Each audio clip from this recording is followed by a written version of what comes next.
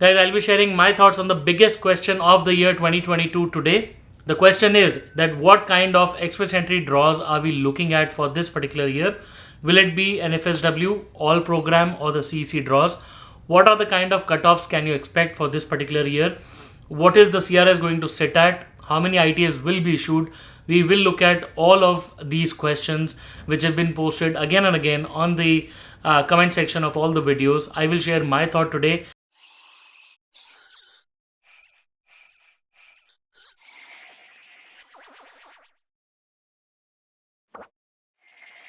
Guys, welcome back once again. My name is Sahil and I'm a regulated Canadian immigration consultant and I practice in Ontario. My office is here. If you have to get in touch with me, my number is on the screen and the details are there in the description box.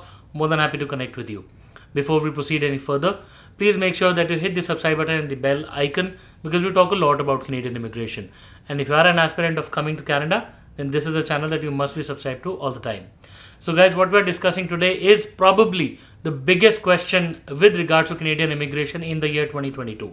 Now, as you already know that the July month of this particular year is going to be a big one because on and on announcements have been going on that this particular month, the month of July or probably the summer of 2022 will see upcoming express entry draws. Now, the world has been waiting ever since December 2020. There have been no FSW draws. That means the world has been waiting to come to Canada through express entry program. No draws ever since. Since September 21, the year 2021, there have been no CEC draws. It clearly means a lot of people who are inside Canada have been waiting for their PRs as well, right? So far, since September 2021, there have been only PNP draws, right? So the whole world wants to know, or the whole world is actually thinking that when exactly can you expect a draw? Now, the first things first, as per the recent announcements and everything that has been going around, we are looking at probably July. The immigration minister said this summer, end of spring, summer could bring big news with regards to Canadian immigration, and specifically express entry draws are just around the corner, right? So today, when we're making this video, this is the month of June. Very soon, we could be looking at the express entry draws with regards to FSW, the CEC, FST, all of these draws could be coming very soon. That's the first part. Now, people usually ask me that, Sahil, what exactly is the kind of cutoffs, the CRS cutoffs can you look at? So for this particular question, we will have to go towards the table of express entry, the pool at the moment, and then we'll quickly analyze what kind of draws can you look at. Now, before we go towards the pool, the very recent announcement or the very recent update that came through IRCC was that IRCC is planning to go back to the pre-COVID era with regards to the draws. That indicates towards two probable things. One is the kind of draws and second is the quota of draws. Okay. Pre-COVID, there used to be all program draws. That means one particular cutoff could invite people in FSW, FST and CEC. Okay. If you look at during COVID, there were only CEC draws and then only PNP draws, right? But pre-COVID, we could see the FSW, the all program draws, right? So these particular upcoming draws could probably be all program draws. The another thing that it points out towards is the quota or the number of invitations that would be sent out in a particular draw.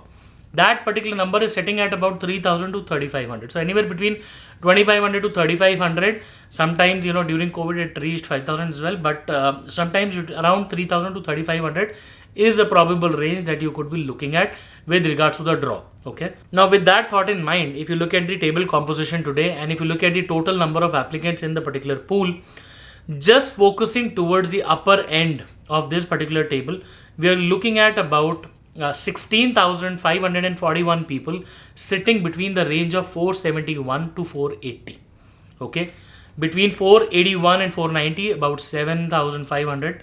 Then another 4,011 people above 490 between 500. And then if you look at people above 500, you're looking at about 8,559 people, right? Now, if you just go by the number of people who are being invited, if you look at the composition and the number of draws, first let's look at what exactly is the target for the year 2023, because obviously if the draws are coming in July, that means the landings of these people will happen in the month of 2023.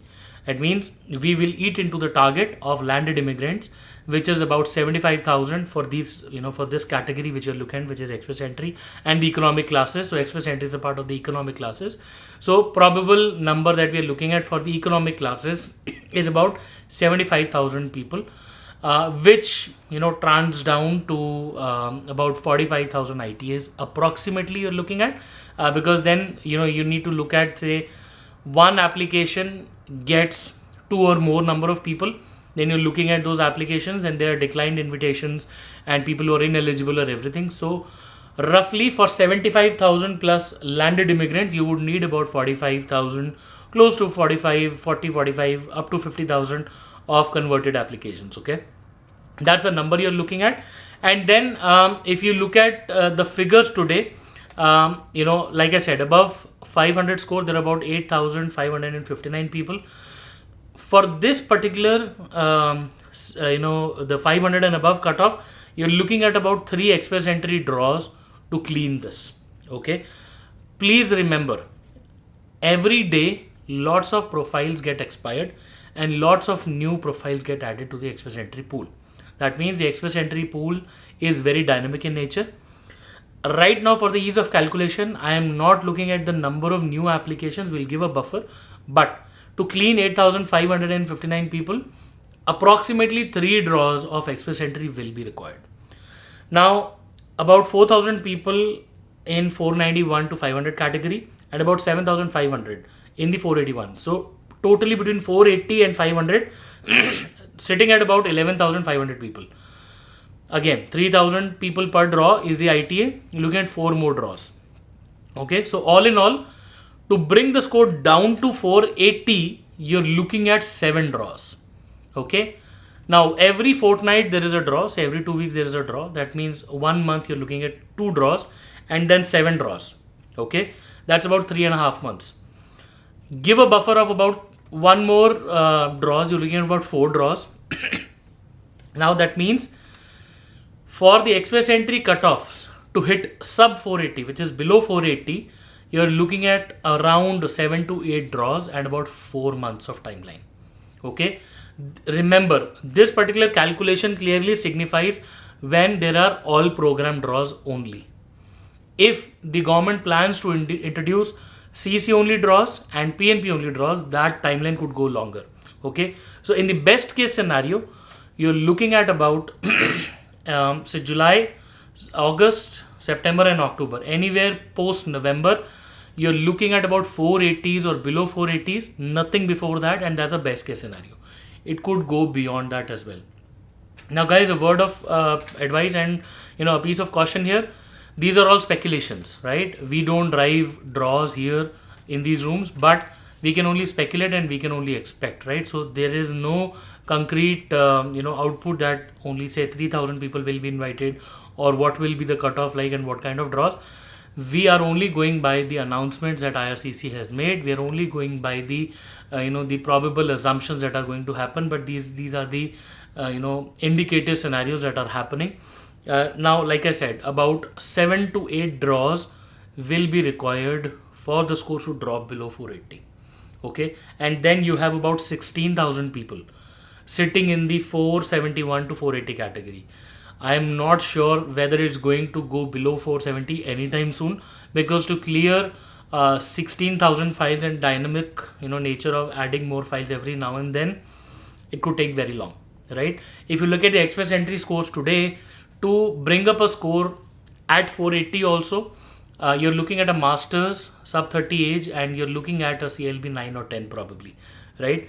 Now all the people who are scoring above 482 or 481, they probably have 3 particular criteria. They either have a relative in Canada, or they have a French, or they have job offers or PNP invitations, right?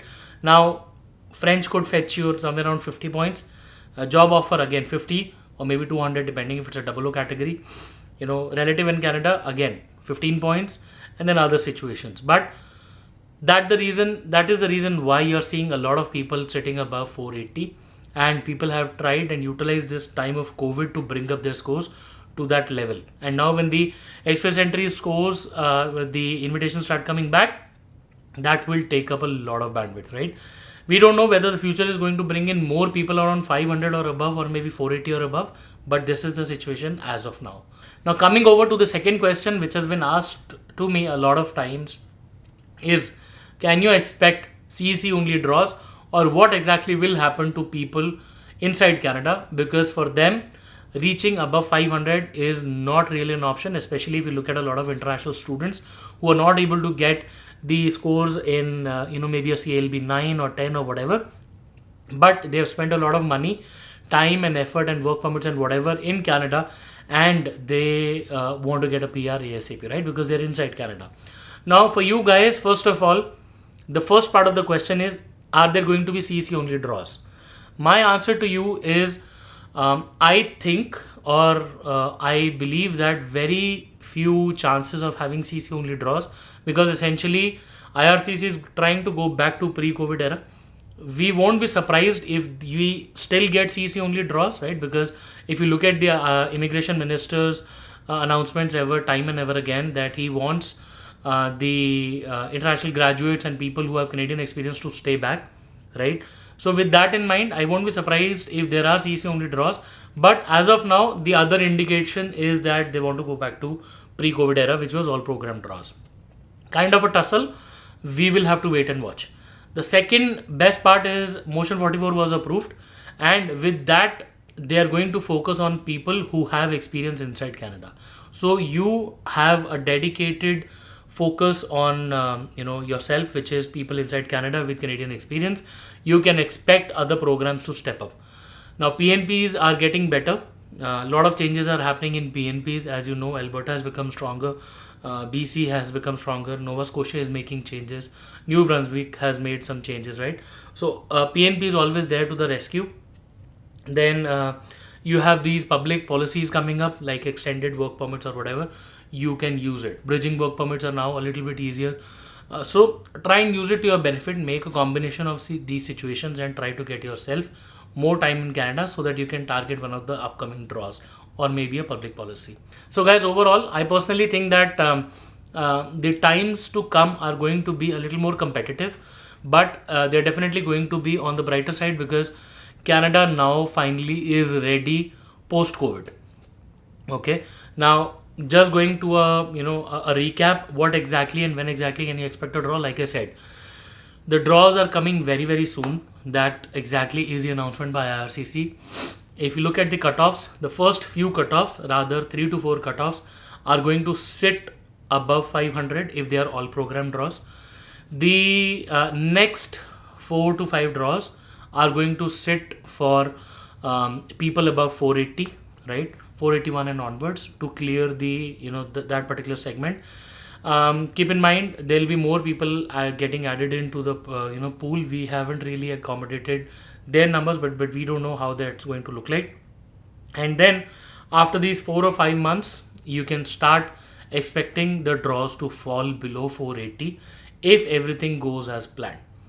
We hope everybody gets a chance to come to Canada very, very soon, at least the deserving ones, and we sincerely believe that new policies and new initiatives by the government will be helpful for a lot of people to come to Canada. Once again, I really hope that this video makes a lot of sense and is helpful to you.